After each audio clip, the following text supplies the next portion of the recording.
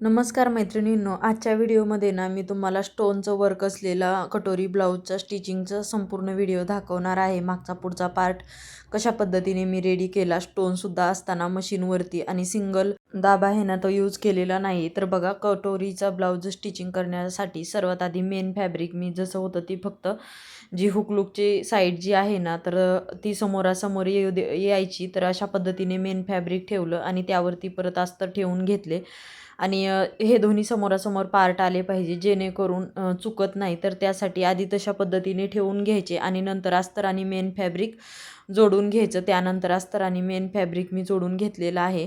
आता जरी मी fast मशीनवरती video जरी फास्ट असला तरीसुद्धा मशीनवरती शिलाई करत असताना मी स्टोनची काळजी घेतलेली होती बघा. कारण हळूहळू मशीनवरती ते पहिल्यांदा आधी मी चेक केलं की कारण हे स्टोनला असा एवढा जास्त काही फरक पडत नाही. परंतु तरी पण 1 ते 2 सुया माझ्या ह्या ब्लाऊज स्टिचिंग करताना मोडलीच होती. अचानक आतमध्ये आल्यामुळे एखादा स्टोन जर आला तर ती सुई बाजूला सरकली आणि वाकडी झाली होती बघा एका ब्लाऊजला. आणि एक आहे तर ती अशी तुकडाच पडला होता. अशा 2 सुया मोडल्या होत्या एक ब्लाऊज शिवत असताना मला. तर तशी तेवढी काळजी घ्यायची. साईड पार्टसुद्धा तशाच पद्धतीने समोरासमोर ठेवून मी स्टिच करून घेतले आणि लगेचच कट करून बघा अशा पद्धतीने 1.5 इंचाची रुंदी आणि पावणे 2 इंच पावणे 3 इंचाची उंचीमध्ये घेऊन अशा पद्धतीने कटोरीला डबल टिप टाकून कटोरी मी आधी रेडी करून घेतल्या. आणि कटोरी रेडी केल्याच्या नंतर एका साईडची कटोरी बरोबर ठेवली आणि त्यावरती साईड पार्ट अशा पद्धतीने उलटा ठेवला आणि जसा आकार आहे तशी गोलमध्ये कटोरी आणि साईड पार्ट जोडून घ्यायचे. आणि दुसऱ्या साईडचा साईड पार्ट घेतला, त्यावरती कटोरी उलटी ठेवली आणि तो सुद्धा पार्ट तशाच पद्धतीने व्यवस्थित जोडून घेतला. दोन्ही पार्ट एकदा चेक करायचे बरोबर आलेत का. तर एक लेवलमध्ये जर कटोरी कुठे थोडीफार जास्त झाली असेल तर व्यवस्थित करायची आणि दोन्ही पार्ट बघू शकता तुम्ही मी अशा पद्धतीने जोडून डबल टिप टाकून हा पुढचा समोरील पार्ट मी रेडी केलेला आहे. पूर्ण पार्ट हा रेडी केलेला आहे कारण गळा कसा पलटी करायचा हे सुद्धा दाखवायचं होतं, त्यामुळे हा पार्ट मी मिस केला. हा डिझाईनचा ब्लाऊज आहे बघू शकता. याचे शोल्डर खूप मोठे आहेत आणि याचा गळा असा पसरट असल्यामुळे ना तो मला आधी व्यवस्थित ॲडजस्ट करावा लागला आणि ते स्टोनला आतमध्ये खूप रुंदी होती. तर त्यामुळे मी काय केलं, आधी एक आतमध्ये एक सरळमध्ये उलट्या साईडने टिप टाकून घेतली शोल्डर कमी करण्यासाठी. आणि यानंतर गळा जेवढा आहे ना तर तेवढा अस्तरवरती मी आधी कट करून घेणार आहे. जेवढं गळ्याची उंची आहे तर तेवढी मी मार्किंग केली, गळा रुंदी घेतली आणि गळ्याला गोलमध्ये असा आकार देऊन अस्तरचं मी कटिंग करणार आहे. आणि यानंतर मी त्यावरती ठेवून गळा पलटी करून घेणार आहे. तर बघा यालासुद्धा मागच्या पार्टला तर फुल स्टोन होतं पार्टला, परंतु याला कटोरीचा ब्लाऊज होता त्यामुळे पुढून दिसलं नाही. प्रिन्स कट असता तर दिसलं, व्यवस्थित कटिंग करता आलं असतं, परंतु कटोरीचाच ब्लाऊज असल्यामुळे मी तिथं तसंच जसं सांगितलं होतं तशाच पद्धतीने ब्लाऊज शिवला. तर बॅक पार्टला पूर्ण पार्टला डिझाईन म्हणजे हे स्टोन वर्क होतं पूर्ण पार्टला. तर ते बघा बरोबर बाजूंनीच ठेवलेलं आहे मी.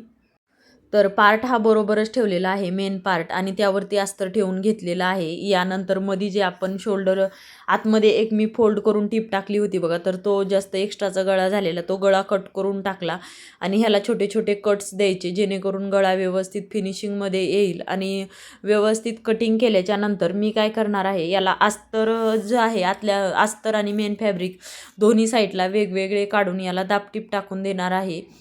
तर बघा दाबटीप टाकल्याच्या नंतर परत आतल्या साईडला फोल्ड करून अशा 3 टीप टाकणार आहे कारण स्टोनचा ब्लाऊज तो होताच, परंतु गळा हा व्यवस्थित रेडी झाला पाहिजे. तर त्यासाठी मी अशा पद्धतीने अस्तरच्या बाजूने दाबटीप टाकायची. तर ही गळ्याला जी दाबटीप येत आहे तर ती पूर्ण अस्तरवरती आली पाहिजे आणि अस्तरच्या बाजूला खालचं मार्जिन गेलं पाहिजे.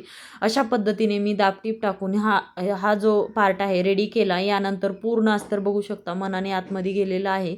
तर आतल्या साईडला गेल्याच्या नंतर वरतून मेन टीप आहे तर ती व्यवस्थित मी टाकलेली आहे. तर बघा तिथे स्टोन मध्ये व्यवस्थित कपडा वगैरे व्यवस्थित पकडायचा आणि तशा पद्धतीने बॅकचा गळा हा बघू शकता तुम्ही सुंदर आणि गोलमध्ये आलेला आहे. शिवाय बॅकला पूर्ण डिझाईनसुद्धा म्हणजे स्टोन वर्क कुठेही गेलेलं नाही. पूर्ण बॅक गळ्याला हे स्टोन वर्क आलेलं आहे. आणि पूर्ण रेडी झाल्याच्या नंतर अस्तर आणि मेन फॅब्रिक आहे ते चारही बाजूंनी सर्व बाजूंनी मी स्टिच करून घेतलं अस्तर आणि मेन फॅब्रिक. तर फुगा वगैरे येऊ नये म्हणून आपला हात राहू द्यायचा, हाताने असा दाब जो आहे तर व्यवस्थित करायचा. तर हे बघू शकता तिथे फोल्ड केल्यामुळे खालच्या साईडला काय झालं होतं, थोडंसं असं फुगा आल्यासारखं झालं. त्यामुळे व्यवस्थित मी हात वगैरे ठेवून व्यवस्थित सर्व बाजूंनी स्टिच करून घेतलं आणि स्टिच केल्याच्या नंतर जे एक्स्ट्राचं फॅब्रिक आहे तर ते सर्व कट करून टाकलं. कट केल्याच्या नंतर आपल्याला बघा ब्लाऊजची उंची मोजायची आणि त्यानुसार बॅकचे टक्स टाकून घ्यायचे ब्लाऊजच्या मापानुसार. तर आडवा टक्स मी 4 इंचाचा घेतला आणि उभेसुद्धा 4-4 इंचाचेच घेतलेले आहे. आणि टक्सला मी आधी ना सरळ टीप टाकून घेतली दोन्ही साईडला आणि यानंतर मी टक्स टाकणार आहे. तर बघा त्यामुळे व्यवस्थित बॅकचा टक्स हा येतो, व्यवस्थित टक्स येतो. त्यामुळे मी काय केलं, नंतर फोल्ड करून घेतलं. फोल्ड केल्याच्या नंतर अशा पद्धतीने टक्स टाकायचा आणि लगेचच त्यावरती दुसरी टीप टाकून घ्यायची. तर बघा अशा पद्धतीने दुसऱ्या साईडचा सुद्धा याची मार्जिन अर्धा ते पाव म्हणजे अर्धा इंचाला थोडी एक रेष कमी ठेवली तरी सुद्धा चालतं, मधली रुंदी. यानंतर हा गळा व्यवस्थित एक लेवलमध्ये केला. खालच्या साईडला पुढच्या फिटिंगच्या साईडला थोडं पुढं गेलेलं असतं ते एक लेवलमध्ये करून घेतलं. आणि बघा अशा पद्धतीची एक मी पट्टी रेडी करून घेतली आणि ती पट्टी एका साईडने फोल्ड करून घेतली.